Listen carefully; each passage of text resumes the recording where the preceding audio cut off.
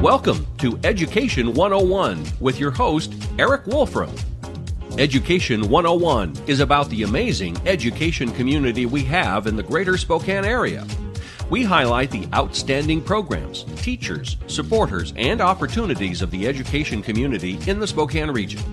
Education 101 is brought to you in part by STCU. Here's Erik.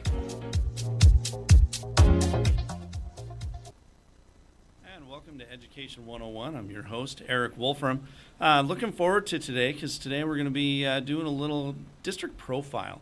And today I've got Dr. Jake Dingman with me, who's the superintendent out at Oakesdale, Oakesdale Nighthawks. So welcome to the show. Thanks for having me, Erik. Yeah, so I'm really looking forward to this. And the idea behind these district profiles is to really talk about some of the districts that we have out there and some of the great things we have going on in their districts. And so I'm excited to have Jake here for the first one because I know that Oakesdale has some amazing things going on. Yep. We're pretty awesome, I've got to tell you. I'm thinking you guys are. So let's start with Oakesdale. Tell us a little bit about Oakesdale first, community where you're at, and maybe a little bit about the school. Sure. So the Oakesdale Farmington School District, as it's technically called, is south of Spokane, about 45 minutes. Mm-hmm. It's a rural community, big farm town. Oakesdale itself has about 420 citizens, and Farmington has 110. Okay. And so, we're small, obviously. Sure. The school itself has 133 students, preschool through 12th grade. 133. And I count the preschool in my numbers just to make us sound big. But so, like I just said, we serve ages 3 through 18 at the building. And then we do have our Oakesdale Learning Center, which is the district-owned daycare. Okay. And so that serves infants through 12 years old. And it used to kind of be where we housed our after-school program before we moved that to the school. Sure. But a lot of our younger kids, the preschool kindergartners, some of the first graders, they'll go there after school and before school. Gotcha. Absolutely. So 45 minutes down there, I think one of the things that I think about with Oakesdale is the windmills and everything that goes along with it as I'm driving down 195 there. So let's talk about some of the things that you guys have going on at the school. I've gotten the chance to work with you guys for a lot of years, and I know that you guys have some amazing things going on. So what are some of the things we want to highlight today? Sure. We've got a lot going on at every grade level. And I'll just start kind of in the chronological order of our grades. Great. One thing I'm really proud of is what I think most districts would call the early childhood program. And our program really starts at the Learning Center. Our Learning Center teachers work with our preschool teachers. That's nice.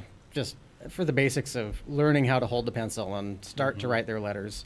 And as they hit 3-year-old preschool, they're kind of ready to go. They know what a book is. They know what some school supplies are. They know how to act in a hallway in a school, just some of the very basics. Those basics are huge, and how nice to be able to have that so close and be able to start that process off a whole lot earlier. Oh, yeah. And we see it. Our 3-year-olds come to school 2 days a week, and then our 4-year-olds come every day. Really? In the mornings. Wow. For half days. And we love having the little kids around. And one of our points of pride, I think, is when you see our 3-year-olds and 4-year-olds walking down the hallway or eating lunch with the seniors in high school. We don't separate, we don't segregate in any way as far as age levels. They're all together in the hallways, they're all together in the lunchroom, wherever. And it's just something we feel is exciting. It's pretty unique to us. Well, that should be. That should be. I think it kind of gives a little pride to the older kids, too, to be able to take the younger ones under their wings, maybe, and kind of show them the ropes, if you will. Yeah. That's great. And, our preschool is tuition free. We want it to be available to everybody. Nice. And so we bus them, we get them there, we take them home. It's just something we're really proud of. It's a strong program, and we get them there, and when they hit our all-day kindergarten program, they're reading, they're writing. And they're ready to go. They're what I would say is ahead of the game a bit. Do you have most families that live down there, or maybe it's all, that use the preschool program as well? We have, and I guess the Learning Center as well. Yeah, we have a lot that, from an early start. Our Learning Center is the only daycare locally in town. So So we that kind of helps. We have a strong program there, which hooks Sure. them into the district. Yeah. And it makes a difference. And we filter them on through with the intent of keeping them. Yeah, well, and that's exactly how it should work. That's Yeah. great. That's great. What else is going on? Moving into the elementary, we have what we call the primaries. It's the first, second, third grade. And we have it set up a little bit non-traditionally. I have 2 teachers that work with the 3 grade levels. Okay. And then it started out with a full, you would call it a multi-age, multi-grade level classroom. Just really focused on developmental abilities. And kind of no matter where the kid was, we had a group for them. If you're thinking about reading levels, Sure. one first grade student might be reading at a 3rd or 4th grade level while another one's still trying to figure it out. And so we developed the program around that in reading, math, science. If they need to be challenged, they were with a group that was challenged. So there might be a group of first, second, and third graders Right. in every level. And the idea was to kind of flow them all through, and Sure. the groups kind of being fluid. In the last few years, we've moved away from that a little bit. It's more of a traditional combination 1-2 class with a 3rd grade separate, Okay. but there's still a lot of intermixing, Right. depending on what the project is, if it's a big science lab or just something unusual that might be going on. Be able to mix them up and do some of those things. Yeah. It's almost that seems a little on that proficiency side, which is kind of nice sometimes to be able Yeah. to say where are you at, and let's make sure you're challenged at that point Right. versus let's wait until we get everybody to the same spot and move it forward. So I kind of like that. Yeah. Do you think that's easier to do? From a rural school district, is that something that there's a little more leeway to be able to do some of those things, or is that a misconception? We've had no trouble doing it, and it's just from our own perspective. Right. The community loved the idea. We've done it this way for about 9 years. Yeah. And so Yeah. it's just something we've been able to have great success with. Right. By the time our students move to the 4th grade, they've had 1 year of the state testing already. Sure. Our results are 90 to 100% proficient. Which is amazing.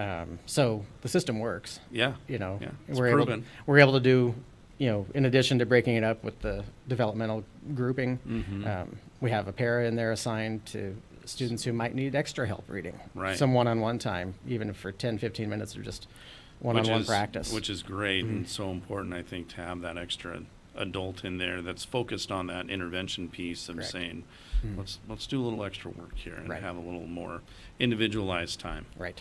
Yeah, And absolutely. One thing I kind of look forward to in the next year or two is, our 4th, 5th is a standalone combination class. Okay. And I would like to loop it in with that 1st through 3rd grade Oh, really? and just continue that whole philosophy really all the way through the elementary school. Yeah. It's something the staff and I have talked informally about, but we've never Sure. put fully into place. Yeah. We'd really like to see that happen. See that happen. And just, again, with the idea of not only meeting the developmental needs of the kids, but just having those 5th graders working with the 1st graders and everything in between. We really like that. I like that idea too. I mean, I think probably one of the most common pieces is the reading buddies. Yep. Bringing the 5th graders Yep. to work with the 1st graders and so on. And so I think that'd be interesting to take a look at how would that work with, you start putting some of those other academic areas in there as well. Right. To be able to think, okay, how are they working together and doing some of those pieces? That would be a nice little flow for a whole Right. elementary.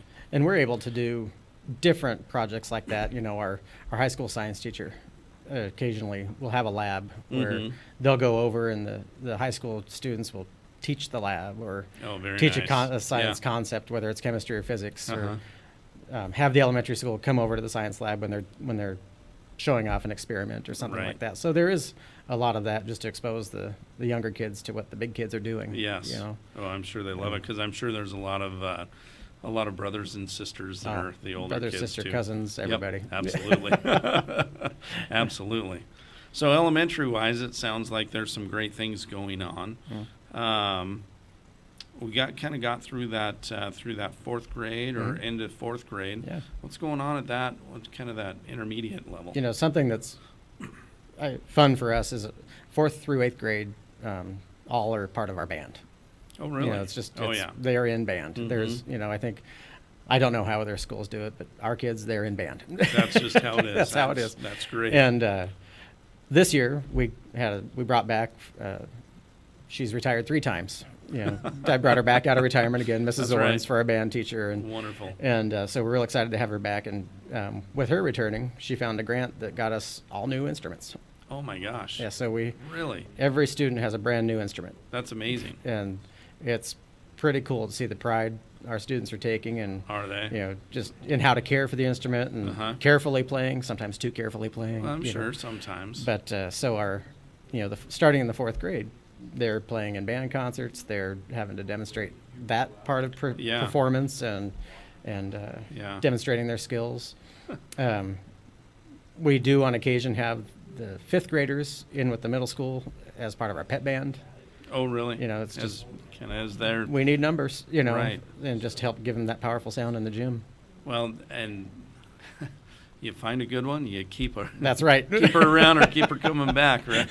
Don't let her get away. That's right. Luckily, she's local, so I can keep pulling her back in. That's exactly right. Keep pulling her back in. Well, and I know that that is a big area of pride. You guys have taken part in the Spokane Symphony's seed program with the ESD a couple times. Right.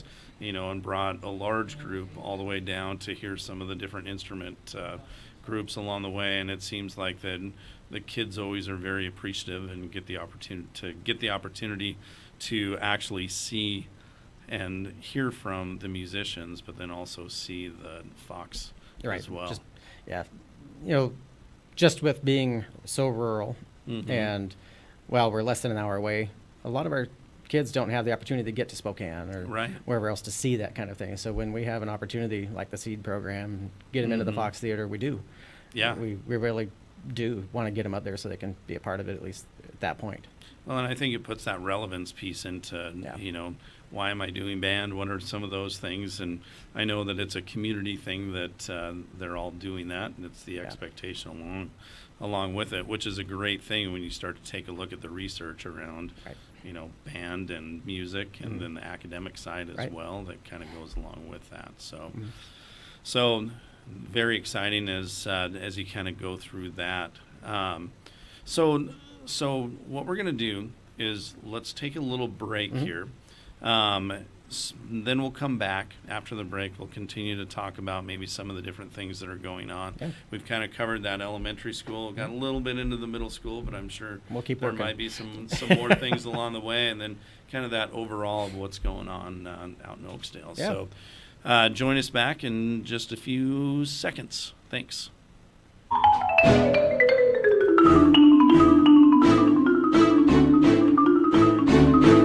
Last year alone, Avista customers saved over 53 million kilowatt hours of energy, enough to power more than 4,000 homes for an entire year. Way to save, everyone. Way to save. Find your way to save at avistautilities.com. See you tomorrow night, and thanks again for taking care of the painting. I got this. Bye.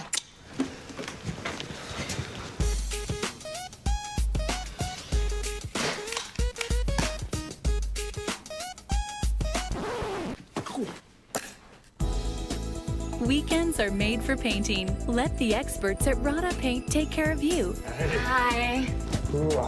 This looks amazing. Rada Paint, over 80 years of quality, tradition, and trust. Find it in every can.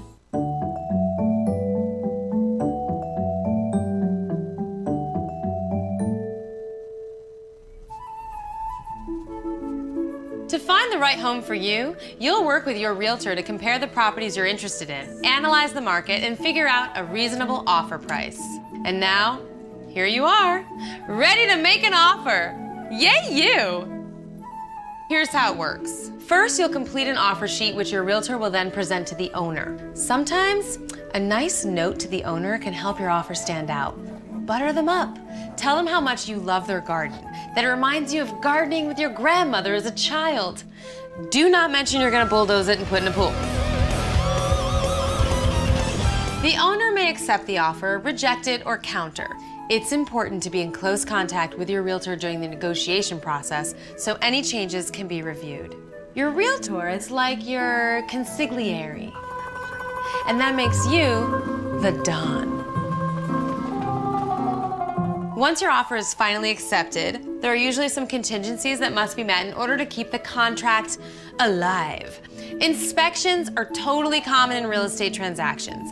They include termite checks, surveys to determine boundaries, appraisals to determine value for lenders, title reviews, and structural inspections. This stuff is mind-numbingly fascinating. But you know what's even more fascinating? Actually getting your new house.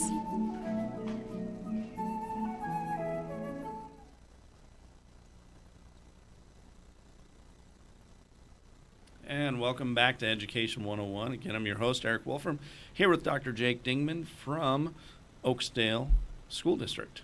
So, welcome back, and we were just talking about some of the great things happening in Oakesdale, and we really talked about the elementary school, some of the cool things you guys have going on there, and then we got into middle school and I would say the intermediate, and we're talking about band and some of the cool things, new instruments with the band, and the fact that everybody takes band, which I love.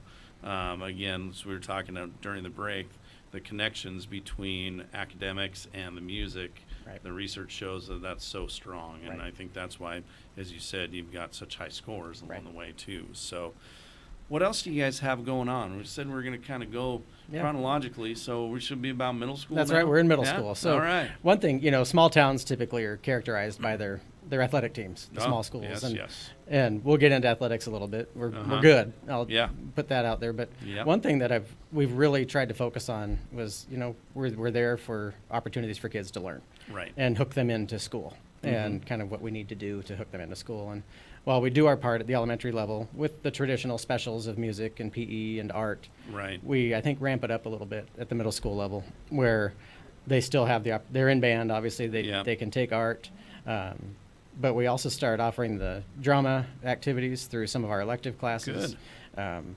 The sports are available, and then we have what we call clubs on Fridays, and it's just to give kids another opportunity, because we don't have time necessarily in our daily schedule to have an experience with something else. And so teachers will offer. We have one that does roping, how to rope, and different computer programs, just some things a little different. And are those during the school day or after school? It's the last 30 minutes on Friday afternoons. Last 30 minutes on Fridays. Very nice. Very nice. Sounds like there's some interesting, so the roping, computer activities. And what I do with that is I ask the teachers, what's an interest of yours? I love it. That we don't necessarily teach on a normal basis and offer it. And a lot of them do say, kids, what do you want to have? What do you want to do? Others have something they want to teach, like the roping. Right. And so we go with it. I think it's a great idea. When I first started teaching middle school, we had exploratory, which was very similar. Very similar, and you get to see kids in a whole different environment, in that interest, and they get to learn a little bit more about you and your interests. Love the idea. Love the idea. So that's that piece. Drama. You guys doing drama as well? We do. My son is a drama kid, and so what kind of things do you guys have going on? So in our middle school schedule, there's one. It's, I think, 5th or 6th period every day that is broken up by quarter. And so one quarter they'll have art, one quarter they'll have an ag class, a FFA program. Another quarter is, say, art ag. They'll have drama, and the last one has, family living. Oh, okay. And so, we focus more on job and budgeting skills and that sort of thing. It's different than the traditional home ec class that we may have had. Absolutely. They do learn some sewing and some of the basics of that. Tater tot casserole. That's right. Yeah, absolutely.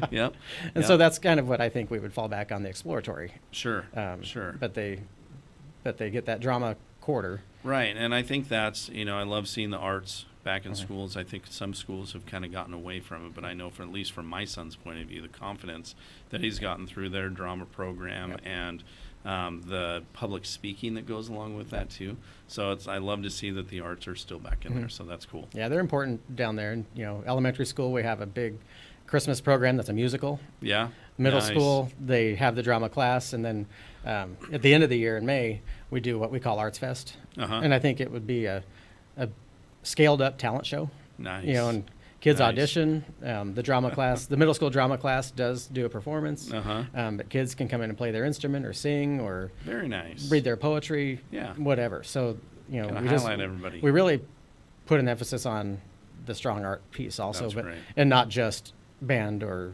Mm-hmm. we try to give them some variety so they can find their niche. Right, which is wonderful. And our academic side also strong. We Mm-hmm. kind of follow the high school is very strong academically with the running start in the classroom. We kind of filter that down to the middle school through offering, most of the classes are taught through the pre-advanced placement. Oh, really? Just that Okay. methodology. Yeah, yeah. I believe every staff member has been trained Mm-hmm. on how to use that specific curriculum or just the methods of inquiry-based education, just Right. questions, the Socratic seminar type of thing. You and bet. Not just asking the one-word yes or no questions, but Yep. they have to explain and defend and Really get that depth of knowledge piece in there, Yep. and being able to have that discourse along the way. right. Yeah, yeah. And it carries into the high school. Mhm. We offer 6 college in the classroom math classes right now. Wow. Starting with a 0 hour and Uh-huh. just everything from, I think it's Math in the Modern World, I think is its title, through advanced calculus. That's you know. amazing. And Yeah. and then we've offered the college level art classes, Mhm. advanced placement art classes. And with that, do kids get, so we're all understand, Mm-hmm. with the audience and everything too, with that, kids get college credit, is that correct? Is it, because with the AP, they have to take a test. Mm-hmm. Right. And score a certain amount, and then depending on where they go, get credit They might get the based- credit. They might get a credit. Yeah, the college in the classroom's kind of the way to go in my philosophy, Mhm. based on the fact you earn high school credit and college credit Right? for taking that class at Yeah. the high school, in the high school. And it's at the high And it's school, at- not like a running start. they don't have where to you travel. travel somewhere, which would be very challenging for your Right, kids. it takes some while. So, and then we do have some AP classes right now in art, Mhm. English, where they do at the end take Yeah, take the take the test test. and hopefully meet whatever college's requirement they Mhm. are looking at. Yeah, But it's still it's just an advanced level as far as exactly. what they're expected to do and produce. Right, right. That's nice. I think that's a pretty cool advantage when we start to think about crediting, being able to get that high school credit, but then also be able to get some college, Right. some college credits as well. Right. So, And then 4 years ago, we brought back, it was funny, in Oakesdale, for 40 years, they did not have a agriculture-led program, also known Really? now as career and technical ed. yeah. And so you guys brought that So back. we brought it back with Mhm. a full FFA and everything else. And I think our count right now is, of the 38 students that can take an ag class, Uh-huh. 35 or 33 do. That's amazing. And, yeah. we have a new teacher this year, and she's brought in a new philosophy, and the kids really are enjoying it. Are they? That's good. Some different activities within the FFA program, Uh-huh. and they built or made the Christmas wreaths and the centerpieces at Christmas. They had to make Nice. them, they had to sell them, they had to do the whole marketing Absolutely. piece. That's part of A it. lot of the business end of it. Uh-huh. Right now they're working on their creed competition, and parliamentary Mhm. procedure is about to begin. So Yep. there's a lot going on down there. Yeah, But there is. Again, just another That's way to just- try and hook the kids into school. Absolutely. And we've captured a lot of the kids that aren't necessarily wanting to be on the athletic side. They Right. may or may not be the budding artist, but they found a niche with how to job interview or how to Yeah. the parliamentary procedure thing or whatever else. Right.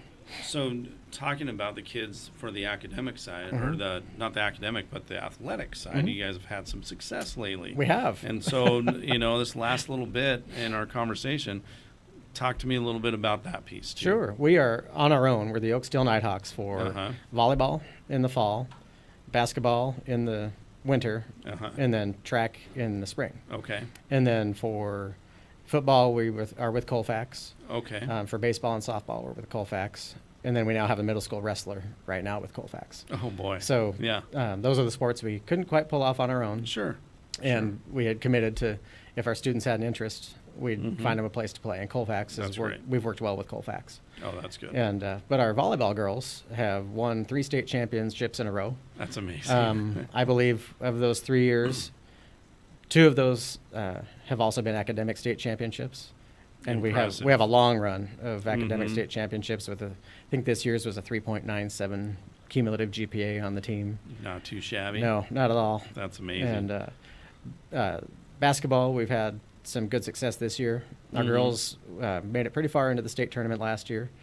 And then our girls track team is 2-year state champions. Oh my gosh. As teams. And then we That's have amazing. a lot of individual state finishers. You Yeah. know?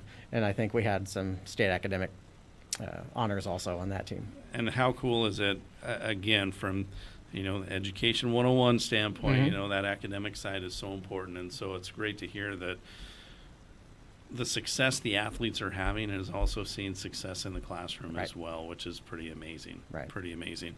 And I think that ties right back down to what one of the things we really need to make sure that we give a kudos out to is the adults that you guys have in your building. Yeah. I've gotten to work with a lot of them over my career at the ESD, and then your guys' leadership as well. I mean, being able to open it up to be think outside the box a little bit and try some different things and see how they work, but know that what's right for the kids, what's right for, you know, building our future citizens along the way is pretty amazing. Yeah, and and so I'm glad you brought that up, because one thing I did want to kind of end everything with was a huge kudos to the staff and the community of Oakesdale. They support the school, they support the kids. If we need something, we get it. You know, we just have dedicated people that are willing to teach and coach and spend hours before and after school and tutoring or helping and going to games, you name it. It's the old village to raise our kids, you know, and we really need that. Jake, thanks for being here. Thank I you. appreciate it. District profile. I mean, there are some amazing things out there that we need to make sure that we get out and get the word out about. And Oakesdale School District is a great example of that. So for Education 101 and Spokane Talks Online, we'll see you next time. Thanks.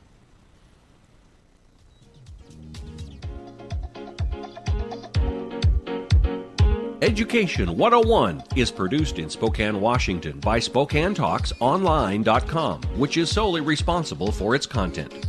Education 101 is brought to you by our friends at STCU. Ask Erik a question, recommend a guest, and hear this program again online anytime at SpokaneTalksOnline.com.